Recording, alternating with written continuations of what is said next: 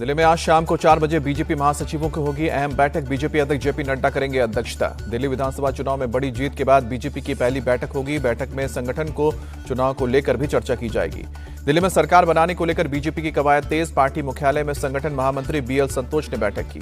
बैठक में दिल्ली बीजेपी के अध्यक्ष वीरेंद्र सचदेवा, केंद्रीय मंत्री हर्ष मल्होत्रा समेत पदाधिकारी भी मौजूद रहेंगे। पर्यवेक्षक और विधायक दल की बैठक पर बात हुई है। मनजिंदर सिंह सिरसा बोले, दिल्ली बीजेपी में सीएम को लेकर कोई रेस नहीं है, मुख्यमंत्री का फैसला सब मिलकर लेंगे। बीजेपी सांसद रवि किशन ने दिल्ली के पूर्वांचलियों का जताया आभार, कहा कि उनका एक एक वोट बीजेपी को गया है। दिल्ली सीएमओ के एक्स हैंडल का नाम बदलने का मामला, बीजेपी ने अरविंद केजरीवाल पर लगाया डिजिटल लूट का आरोप। दिल्ली एलजी से कानून कार्रवाई की मांग की। बीजेपी नेता मनजिंदर सिंह सिरसा बोले, केजरीवाल ने गवर्नमेंट प्रॉपर्टी चोरी की है, इसकी जांच होनी चाहिए। दिल्ली सरकार ने सोशल मीडिया साइट एक्स को लिखा खत, कहा कि सीएमओ दिल्ली को रिस्टोर करें, पासवर्ड दिल्ली सरकार की आधिकारिक ईमेल आईडी पर बताएं। दिल्ली सरकार जाते हुए भी पूर्व मंत्री और आप नेता सत्येंद्र जैन की मुश्किलें बढ़ी। केंद्रीय गृह मंत्रालय ने मुकदमा चलाने और गिरफ्तारी के लिए राष्ट्रपति से मंजूरी मांगी। वीरेंद्र सचदेवा का सत्येंद्र जैन पर अटैक, कहा कि दिल्ली की जनता से लूटा पैसा पूरा वसूला जाएगा। बीजेपी सांसद प्रवीण खंडेलवाल का अटैक, हारने के बाद केजरीवाल राजनीति करने में जुट गए हैं, लेकिन उससे कोई फायदा नहीं होगा। दिल्ली के मोहल्ला क्लिनिक का नाम बदलने की तैयारी, आयुष्मान आरोग्य मंदिर को हो सकता है नया नाम। केंद्रीय स्वास्थ्य मंत्रालय ने दिल्ली सरकार से मांगी रिपोर्ट। बीजेपी सांसद योगेंद्र चंदौलिया ने मोहल्ला क्लिनिक बंद करने की मांग की, कहा कि इसी से केजरीवाल ने रिश्वत और कालाबाजारी की दुकान शुरू की थी। अनुराग ठाकुर का बयान, बोले, हम दिल्ली में एक बेहतर सरकार चलाकर दिखाएंगे और जल्द ही शपथ ग्रहण भी होगा। अनुराग ठाकुर ने आप पर हमला बोलते हुए कहा कि उन लोगों ने पिछले 11 साल में दिल्ली को विनाश के रास्ते पर ले जाने का काम किया। अमेरिका से अवैध प्रवासी भारतीयों को लेकर चला दूसरा विमान आज अमृतसर में लैंड करेगा। विमान में 119 लोग सवार हैं। विमान में 67 अवैध पंजाब से और 33 हरियाणा के हैं। गुजरात के 8, यूपी से 3 और गोवा महाराष्ट्र से भी 2 अवैध प्रवासी हैं। अमृतसर में विमान उतरने जाने पर पंजाब के सीएम भगवंत मान ने उठाया सवाल, कहा कि ये पंजाब को बदनाम करना चाहते हैं। पंजाब के सीएम ने अमृतसर में डिपोर्टेशन पर उठाया सवाल, कहा कि किस आधार पर केंद्र सरकार अमृतसर में प्लेन को लैंड करवा रही है, आखिर अमृतसर ही क्यों चुना गया है। सफल विदेश यात्रा के बाद स्वदेश लौटे पीएम मोदी, अमेरिका और फ्रांस की यात्रा पर गए थे प्रधानमंत्री। अमेरिका भारत के बीच ट्रेड और डिफेंस सेक्टर में कई समझौतों पर मुहर लगी, टैरिफ पर भी बनी बात। भारत को F-35 फाइटर जेट देगा अमेरिका। मोदी ट्रंप की मुलाकात में हुई डील, मुंबई हमले के दोषी आतंकी तहव्वुर राणा को डिपोर्ट करेगा अमेरिका। डोनाल्ड ट्रंप ने पीएम मोदी को बेहतर नेगोशिएटर बताया, कहा कि उनसे मेरा कोई मुकाबला ही नहीं है।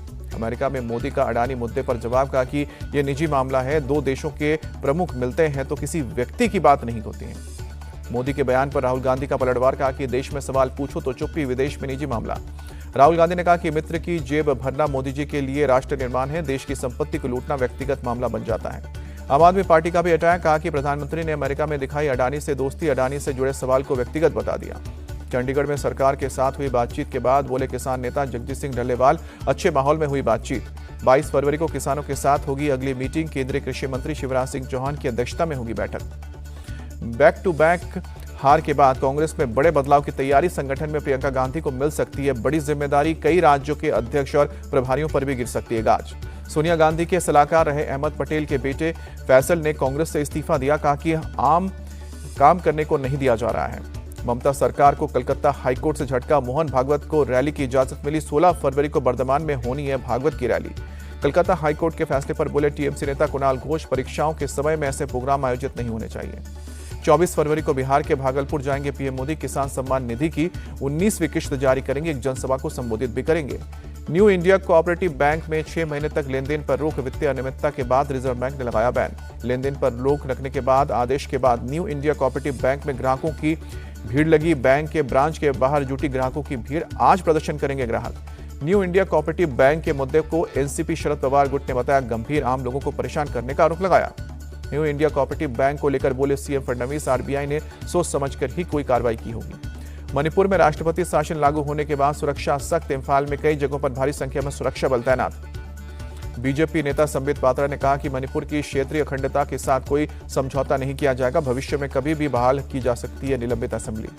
राष्ट्रपति शासन पर बोले मणिपुर के पूर्व सीएम ओकराम इबोबी, हमने हमेशा प्रेसिडेंट रूल का विरोध किया है क्योंकि जनता को यह पसंद नहीं है। केंद्र सरकार ने आखिरकार मणिपुर की जमीनी स्थिति को समझा और राष्ट्रपति शासन लागू किया। मणिपुर कांग्रेस चीफ कमीशन किशम भेंगचंद्र का बयान। किशम मेघचंद्र बोले, मणिपुर के लोगों ने लंबे समय तक कष्ट झेला है, उम्मीद करते हैं कि पीएम मोदी अब मणिपुर का दौरा करेंगे।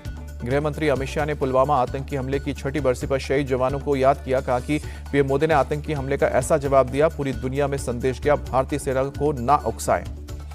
पॉडकास्टर रणवीर इलाहाबादिया के घर पहुंची मुंबई पुलिस। सूत्रों के मुताबिक इलाहाबादिया से पुलिस का फिलहाल कोई संपर्क नहीं हो पा रहा है। रणवीर इलाहाबादिया विवाद में महाराष्ट्र के कल्चरल डिपार्टमेंट के मंत्री आशीष शेलार का एक्शन, अपने अधिकारियों को शिकायतों की जांच का आदेश दिया। इंडियाज गॉट टैलेंट शो में डर्टी कमेंट करने वाली अपूर्वा मखीजा को आईफा ने प्रचारकों की सूची से हटाया। महाराष्ट्र सरकार ने लव जिहाद और जबरन धर्मांतरण के मुद्दे पर कमेटी का गठन किया। मौजूदा कानून समेत कई पहलुओं पर अध्ययन करेगी कमेटी। सीबीएसई बोर्ड परीक्षार्थियों के लिए दिल्ली मेट्रो ने की बड़ी घोषणा, उन्हें समय से परीक्षा केंद्र पहुंचाने के लिए विशेष सुविधा दी जाएगी। सुरक्षा जांच और टिकट खरीद में मिलेगी प्राथमिकता।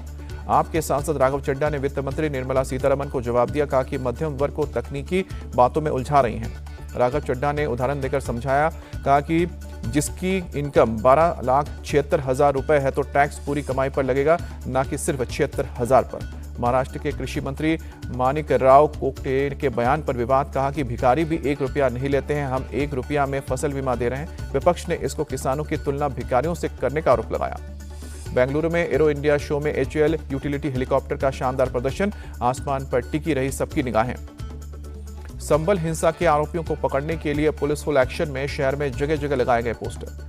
संभल पुलिस को टोपी पहने और दाढ़ी रखे एक शख्स की तलाश, उस पर भीड़ को बवाल के लिए उकसाने का आरोप। वाराणसी में काशी तमिल संगम के 3रे संस्करण का आज होगा आगाज, सीएम योगी भी ले सकते हैं हिस्सा। भोपाल पहुंचे मुख्यमंत्री योगी आदित्यनाथ ने मध्य प्रदेश के मुख्यमंत्री मोहन यादव से मुलाकात की। कई मुद्दों पर बातचीत हुई। लखनऊ में केंद्रीय मंत्री राजनाथ सिंह और नितिन गडकरी ने 114 परियोजनाओं का उद्घाटन किया। डिप्टी सीएम ब्रजेश पाठक भी मौजूद रहे।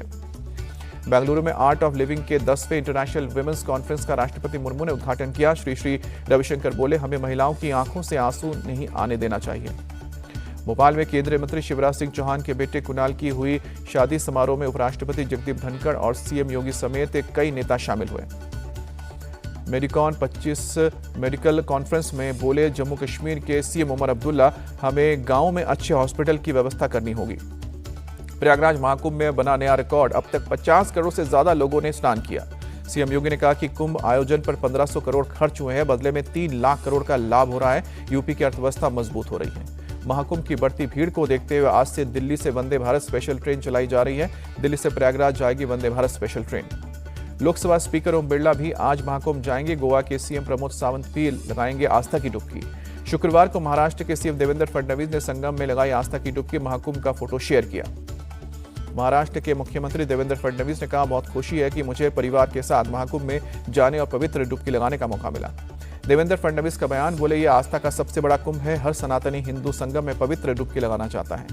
महाकुंभ में डुबकी लगाने के बाद अमृता फडणवीस ने कहा कि हमें बहुत खुशी है कि हम उन 50 करोड़ लोगों में शामिल हैं जिन्होंने महाकुंभ के दौरान स्नान किया है। अमृता फडणवीस ने सीएम योगी को धन्यवाद देते हुए कहा कि हम कोशिश कर रहे हैं कि नासिक में अगला कुंभ भी भव्य हो। महाकुंभ को लेकर अफवाह फैलाने वालों पर सख्ती, 54 सोशल मीडिया अकाउंट्स के खिलाफ यूपी पुलिस ने दर्ज की FIR, भ्रामक और फर्जी वीडियोस फैला रहे थे। महाकुंभ में 300 सफाई कर्मचारियों ने रिवर क्लीनिंग में गिनीज वर्ल्ड रिकॉर्ड बनाया। स्वच्छता और पर्यावरण संरक्षण को बढ़ावा देने का उद्देश्य। आज स्ट्रीट स्वीपिंग में गिनीज वर्ल्ड रिकॉर्ड बनेगा। 15,000 सफाई कर्मचारी एक साथ सड़कों की सफाई करेंगे। महाकुंभ में परमार्थ निकेतन ने चलाया स्वच्छता अभियान। संघ के ज्वाइंट सेक्रेटरी कृष्ण गोपाल भी शामिल हुए। शिवसेना यूपीटी सांसद संजय राउत के विधायक भाई सुनील राउत का विवादित बयान, कहा कि प्रयागराज में त्रिवेणी संगम में स्नान इसलिए नहीं किया कहीं दूसरों का पाप मुझ पे न चिपक जाए। महाकुंभ में लोगों को जागरूक करने के लिए डाबर कंपनी की अनोखी पहल है। डेंटल हेल्थ की मजबूती के लिए नुक्कड़ नाटक का आयोजन हुआ। डाबर कंपनी ने अपने सुपरहिट ब्रांड डाबर लाल टूथपेस्ट को जनता के सामने रखा, उसके फायदे भी बताए। अयोध्या में उमड़ रही है भक्तों की भारी भीड़। महाकुंभ में पवित्र स्नान के बाद भगवान राम के दर्शन के लिए पहुंच रहे हैं श्रद्धालु। अयोध्या के सरयू घाट पर की गई संध्या आरती भक्तों का हुजूम उमड़ा। गुजरात के कच्छ में एक कंपनी में लगी भीषण आग, आसमान में उठा धुएं का गुबार। आग की वजह से बड़े पैमाने पर नुकसान की आशंका, दमकल की गाड़ियों ने कड़ी मशक्कत के बाद काबू पाया। महाराष्ट्र के गढ़चिरौली में 3 नक्सलियों ने पुलिस और सीआरपीएफ के सामने किया सरेंडर। तीनों नक्सलियों पर 38 लाख का इनाम रखा गया था।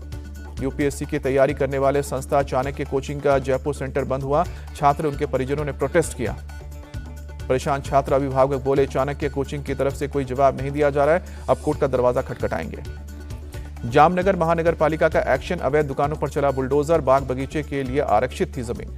आंध्र प्रदेश की विजयवाड़ा पुलिस ने चोर गिरोह का एक भंडाफोड़ किया, 6 लोगों को पकड़ा। यूपी के कन्नौज में चंद्रावली एंड सन्स पर छापेमारी का तीसरा दिन, इनकम टैक्स की 26 टीमें जांच में जुटी। बीएसएनएल ने 17 साल पहली बार कमाया है मुनाफा। केंद्रीय मंत्री ज्योतिरादित्य सिंधिया ने दी जानकारी, तिमाही मुनाफा 262 करोड़ का रहा है। भारत टैक्स आयोजन पर केंद्रीय मंत्री पीयूष गोयल बोले, इससे इंटरनेशनल मार्केट में हमारा टेक्सटाइल्स का निर्यात बढ़ेगा। जो व्यक्ति से इसे देखेगा उसे समझ आएगा भारत विश्व शक्ति है। विमेंस प्रीमियर लीग में आज मुंबई इंडियंस और दिल्ली कैपिटल्स का मुकाबला शाम को 7:30 बजे बड़ोदरा में मैच होगा। विमेंस प्रीमियर लीग 2025 की पहली जीत आरसीबी के नाम रही। ओपनिंग मैच में गुजरात जायंट्स को 6 विकेट से हराया। गुजरात जायंट्स ने पहले खेलते हुए 202 रनों का लक्ष्य दिया था। आरसीबी ने 9 गेंद रहते 4 विकेट खोकर जीत लिया मैच।